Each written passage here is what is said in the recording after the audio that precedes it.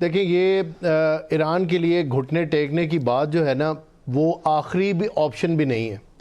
گھٹنے ٹیکنا اور ایران یہ دو بڑی متضاد چیزیں ہیں. ایران بالکل بیک ڈاؤن نہیں کرے گا. ایران بہت ریزیلینٹ ہے. ایران ایک آئیڈیولوجیکل بیسڈ گورنمنٹ ہے اس کے اندر 1979 سے. اس کا امپیکٹ بہت بڑا ہے اور دنیا کے اندر کم ایسی حکومتیں ہیں جو اتنی ریزیلینٹ ہوں جتنا اس ٹائم پہ ایران ہے. آپ اس سے اندازہ لگائیں کہ اگر امریکہ اور اس کے ساتھ اسرائیل جیسا ملک، دو ملک مل کے، ایک تو خیر دہشت گرد ملک ہے اور دوسرا ظاہر ہے ابھی ڈکلیئرڈ سپر پاور ہے، اگر یہ دو ملک مل کے کسی تیسرے ملک کو دھمکی بھی دے دیں تو اس کی جو لیڈرشپ ہوگی وہ سوچنے پہ مجبور ہو جائے گی کہ ہم نے اب نیکسٹ کیا کرنا.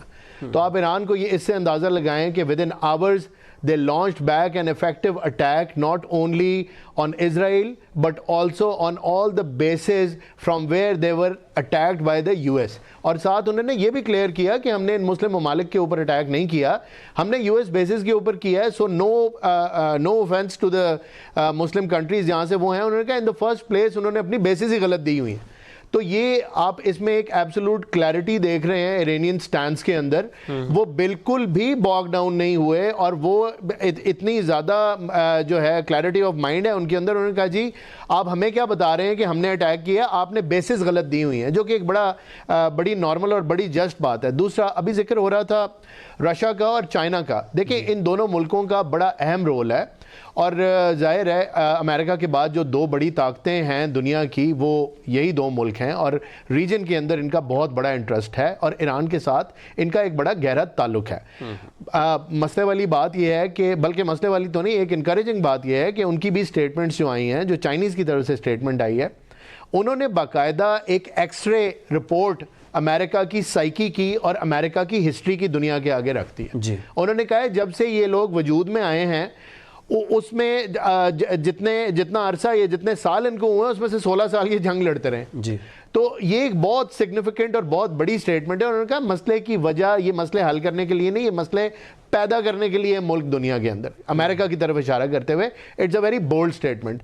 As far as the Russians are concerned, انہوں نے بھی بڑا کیٹیگوریکلی یہ کہا ہے کہ یہ بڑا انٹرنیشنل لاء کی بھی وائلیشن ہے اور یہ بڑا غلط ہوا ہے اور ایسا نہیں ہونا چاہیے تھا. اور نیوکلیئر سائٹس کے اوپر حملے کا تو انہوں نے بڑا زور دے کے کہا ہے کہ یہ حملے بالکل بھی نہیں ہونے چاہیے. تو یہ it is just the starting point in this war. اور جو میری پرسنل رائے ہے، جو صدر ڈونلڈ ٹرمپ کی کیلکولیشن ہے، یہ شاک اینڈ آ کی پالیسی کے اوپر اپنی تمام بیٹ انہوں نے پلیس کی ہوئی ہے. یہ شاک اینڈ آ والا ملک نہیں ہے. ایک تو اس کی بڑی کیپیسٹی اور لیئرڈ قسم کی اس کی ڈیفنس لائنز ہیں. ایران کو آپ عراق کے ساتھ نہیں کمپیئر کر سکتے، اس کو آپ افغانستان کے ساتھ کمپیئر نہیں کر سکتے. وینزویلا کا ذکر ہوا، آپ اس کو کسی بھی اور ملک کے ساتھ کمپیئر نہیں کر سکتے. Iran can only be compared with Iran, اور Iran having a conflict with Iran is an experience in itself. میں تو یہ کہوں گا.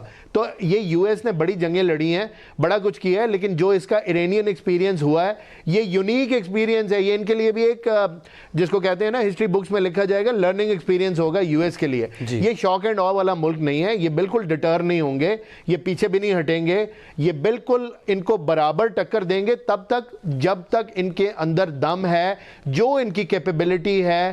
To the best of their ability they will respond to any aggression coming from Israel and the U S. اور آپ یہ دیکھیں کہ ابھی چیز شروع ہوئی ہے، ابھی انہوں نے اپنی پورا مائٹ دکھایا نہیں ہے.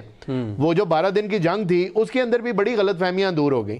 ابھی ابراہم لنکن لے آئے، ڈسٹرائرز لے آئے، ڈرونز لے آئے.